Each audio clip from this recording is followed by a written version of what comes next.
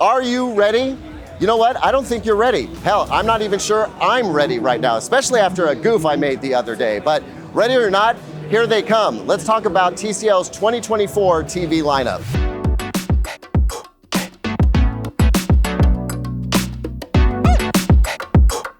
Welcome back, everyone. I'm Caleb Dennison, and yep, it's time to go through TCL's full TV lineup. Now, if you follow the channel, you've already heard about the 115-inch monster that is behind me right now. Before I go any further, let me just apologize to all of you and TCL company right here, right now, watching me make this video. I said this TV had 5,000 nits and 5,000 zones. It has 20,000 zones. Not just a small error, that was a rather large error. I'd say it was about 15,000 errors, all in one little statement.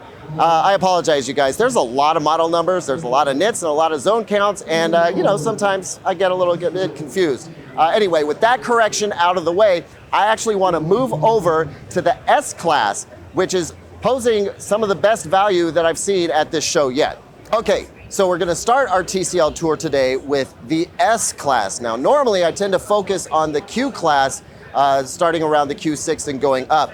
But this year, I have to take a moment to talk about the S Class because the value proposition on this TV is looking pretty nuts. First of all, the range of sizes for this TV goes from 43 all the way up to 98. They're talking about having made this 25% brighter than prior year. It is a direct lit television, so we're not talking about mini LED, and we're not talking about local dimming zones for a TV like this. That's why it's going to be such an immense value. It's still a ridiculously high brightness TV. It's got TCL's AIPQ processing engine built in, and once you get up to the 85 and 98-inch sizes, you get a 120 hertz panel. So it is going to support gaming features that folks are going to want. This is a TV to look out for going into 2024. I know a lot of you out there specifically looking for large format screens at an affordable price. The 98 and even the 85 of this particular S Class, I think we're going to be shocked at the pricing that we see around those. All right. Now, we're going to move into the Q Class. Next up in the lineup is the Q6. The Q stands for QLED, so we're getting quantum dot color with this particular lineup. It's also a direct lit television. You get 120 hertz panels at 85 inches and above, but again, it goes all the way up to 98. They've also added the game bar to this particular series. It is 28% brighter than last year. And honestly, if I kind of harken back to the 6 series from a few years ago, it's got those kind of vibes where it's presenting some ridiculous performance for the money. So again, if you want to step up a little bit from the S Class, get that QLED color, the Q6 is where you're going to want to go because the prices are going to stay down. Now we have made our way up to the QM7. The letter M there is critical because that signifies the start of the mini LED implementation in TCL's lineup this year. Now I want to take a second to talk about the mini LED implementation for TCL this year. We have seen with some of TCL's competition, mini LED going all the way down into budget range TVs, which sounds good, but as we have spoken about on this channel time and time again, just because you slap mini LED in something does not make it necessarily better. How you implement the mini LED, how you drive it, and what kind of actual peak brightness you get matters. When you don't have that much of a density of mini LED, it's just a name. It doesn't mean performance necessarily. That's something that I kind of have a problem with. TCL has decided that one of their lines this year is going to be, if we're going to put mini LED in a TV, it's going to have brightness that you would want to expect from mini LED. I happen to agree with that particular take. And that's why I'm excited about the QM7. Mini LED implementation that is actually meaningful. Okay, so when we talk about local dimming, we're talking about 1,500 zones. When we talk about peak brightness, we're talking about 2,400 nits in this television. Here's another key component about the QM7. It now goes down to a 55-inch screen size. I saw multiple comments throughout 2023 wishing that they could get that kind of a TV without necessarily having to go all the way to a 65. Guys, you now have that option. 55-inch, 120 hertz panels across all screen sizes. That means that they will do 4K 144 hertz gaming, and with the game accelerator, they'll actually go up to 240 hertz by dropping the resolution down to 1440. So if the faster refresh rate is more important than the resolution, which it often is in gaming, you now have that option. 55-inch could be a great big gaming monitor for a lot of folks. Now, because this is a true mini LED performance television, that means it's managed to achieve both IMAX and FreeSync certification.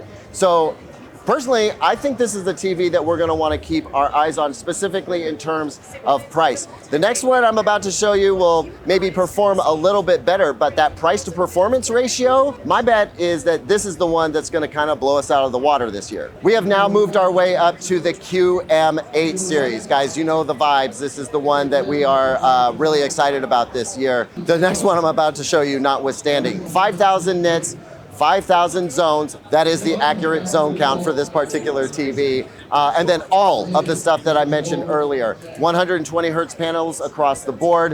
You get 4K 144 or 1440 240 gaming with VRR, IMAX, the whole shebang. Like, it's all loaded into this TV.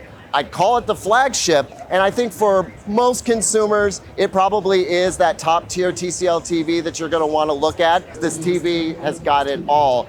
5,000 local dimming zones with the 5,000 nit peak brightness takes it to that next level. Dolby has always wanted folks to have a 4,000 nit tier. Now we have it. So now it's going to be up to Hollywood to start mastering more stuff at 4,000 nits to take advantage of the TV. You know that whole chicken and the egg thing that I'm always talking about? Which should come first, the content or the TV? I've always believed the TV had to come first so that when the content did get made available, there was something to play it on. I think Hollywood feels the same way. Here's the TV that's gonna do that. Guys, I keep doing this where I have to inject these asides because I'm discovering new stuff at the booth that I wasn't expecting. In this case, it happens to be a soundbar. So we're gonna get to the big TV in just a moment, but I wanted to talk about the new Q7 and Q5 soundbars from TCL. Now I'm gonna be brutally honest here, with TCL standing right to my side.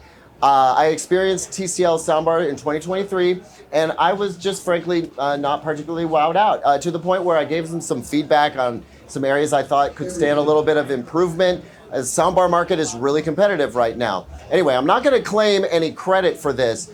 I will, however, say that the Q7 and Q5 sound fire. This is a Dolby Atmos soundbar system. Now, the Q5 does not come with the rear surround speakers. The Q7 is the whole 5.1.4 experience, right? So you've got your soundbar, rather compact design, but it's got the Ray Dance acoustic reflection technology built in. That's something that they started with years ago. So this is not new. They've been developing this for a while.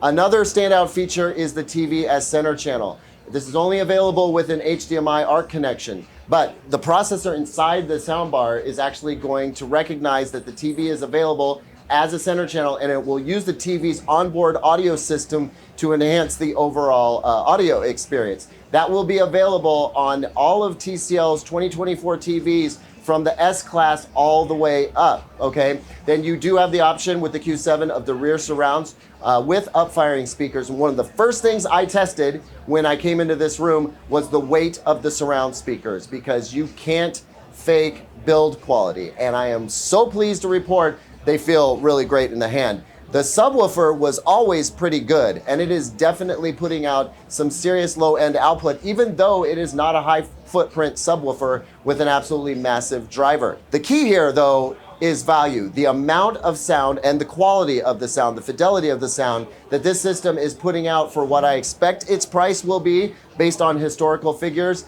is through the roof. And obviously, as we're moving into 2024, we're seeing from just about every major TV manufacturer a soundbar that offers special features only if you stay within that brand. So it makes sense that TCL would do the same thing. Now, as you look at the soundbar, last little note here, you'll notice that there's a cool looking blue light there and some gloss on the top. My understanding is, while that looks cool as we're looking at it here, functionally speaking, maybe not the best idea when it's reflecting light up onto the screen. So those particular features, we may see them go away in the final iteration of this product once it does come out. Anyway, I mean, guys, I think we need to pay attention to this soundbar. I'm definitely pulling in for a review, and I can't wait to show it to you. Okay, now, for real, let's get to the big TV, which lands us at the big one, the 115. Let's see if I can get this model number right. QM891G. Does that sound right? I'm getting a nod yes. I think I did okay there. We're gonna go with QM89 for short. That is the 115-inch monster, 5,000 nit peak brightness. I bet it does a little bit more than that. 20,000 local dimming zones out of this absolutely monstrous, gorgeous TV. So we're expecting very little blooming, extremely bright colors, as well as peak brightness luminance with control. TCL, as I mentioned earlier in this video, has been doing some work on their processing, and they're coming strong this year. So this TV eventually is gonna be in our studio, and I gotta tell you, unboxing that thing is gonna be an adventure, but I look forward to sharing it with you. Not a whole lot more I can say about this TV. It won an award from us at Digital Trends for very good reason. It's one of the most exciting TVs at the show. That's how it goes. And there's not much more to say other than I expect it to sound as good as it looks with dual subwoofers and a 6.2.4 sound system, if I've got that. You know what? There's a lot of numbers to remember here, guys. Thanks for hanging with me. I really appreciate it. I hope you're as excited about this TV as I am. If you are, leave me a comment about it down below. Don't forget to smash that like button, obliterate it, make it your own. We'll keep it there. Don't forget to subscribe, hit that notification bell. I'll see you on the next one. And until then, here's 2 other videos I think you might like.